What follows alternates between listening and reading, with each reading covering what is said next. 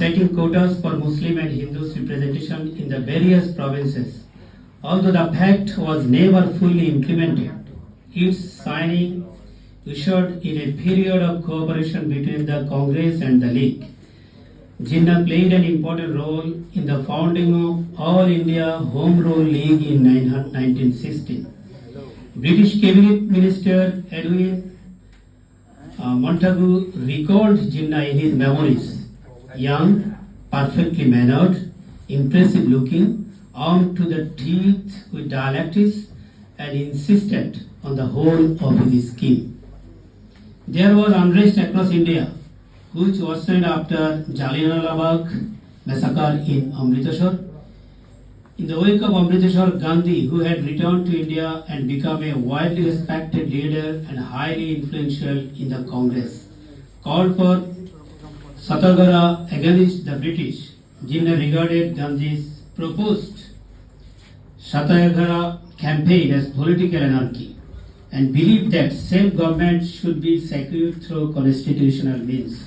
However, by 1920s, he began to suspect that this was not a practical solution. Brooke and Quraishi say, this is a quotation from their research, of the thousands who attended the Nagpur session, Jinnah alone had the courage to walk to the rostrum and oppose the resolution. History proved that Gandhi was wrong, and 2 years later he called off the movement because of the action of Congress in endorsing Gandhi's campaign. Jinnah resigned from it, leaving all positions except in Muslim League. After his withdrawal from Congress, he used the Muslim League platform for the spread of his views. In September 1923, Jinnah was elected as Muslim member for Mumbai in the new Central Legislative Assembly. In 1925, as recognition for his legislative activities, he was offered a knighthood by Lord Reading, who was retiring from viceroyalty. Then Jinnah replied, I prefer to be Mr. Jinnah. He rejected the knighthood.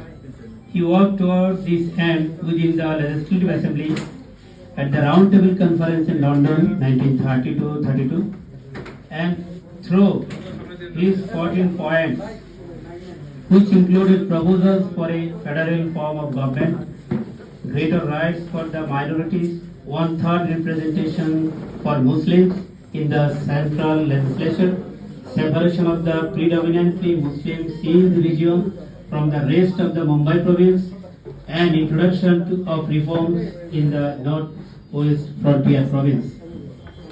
Muhammad Ali Jinnah had originally been dubious about the practicability of Pakistan, an idea that the poet and philosopher Muhammad Iqbal had propounded to the Muslim League Conference of 1930. But before long, he became convinced that a Muslim homeland on the India subcontinent was the only way of safeguarding Muslim interests and the Muslim way of life. In 1939, Quaid-e-Azam stated, those who took the view might be branded as communalists. So far as I am concerned, I am willing to be branded as so for doing my duty to the Muslims. I was born a Muslim, I am a Muslim, and shall die a Muslim.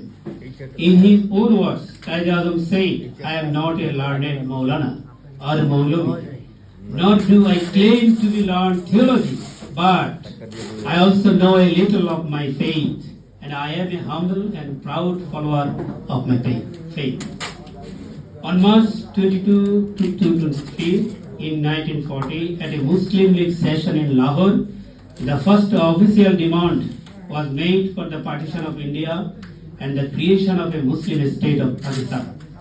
His insistence on this issue through negotiations with the British government resulted in the partition of India and the formation of the state of Pakistan on 14th August 1947.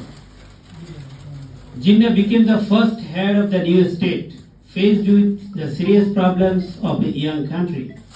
He tackled Pakistan's problem with authority. He was not regarded as merely the Governor General. He was regarded as the father of the nation. He worked hard until overpowered by age and disease in Karachi, the place of his birth in 1948, shortly after the establishment of Pakistan. In his famous speech at a Namaaz rally in Lahore, he told us to seek guidance from the Quran. After the establishment of Pakistan, he again felt it necessary to explain this while talking about the future constitution as reported in Dawn on January 26, 1948. He said, "No doubt there are many people who do not quite appreciate while we talk of Islam. Some of our non-Muslim friends do not quite appreciate while we talk of Islam. Islam is not only a set of rituals, traditions and spiritual doctrines. Islam is a code for every Muslim which regulates life and in every aspect of social, political, economic. It is based on highest principles of honor, integrity, fair play and justice for all." We are concluding this article with his quotation in his broadcasts of the people of Australia and to the people of USA. The quotation is, "I do not know what the ultimate shape of this constitution is going to be, but I am sure that I will be of the democratic type, embodying the essential principles of Islam. Today, they are as applicable in actual life as they were 1300 years ago. Islam and its idealism have taught us democracy." Thanks to all. Thank you. Thank you very much, Professor Dr. Mustafizur Rahman, to your valuable keynote. এ পর্যায়ে একটি কবিতা আবৃত্তি করবেন, কবিতা আবৃত্তি করবেন রচিত কবিতা আবৃত্তি করবেন জাফরুল হক জাফর।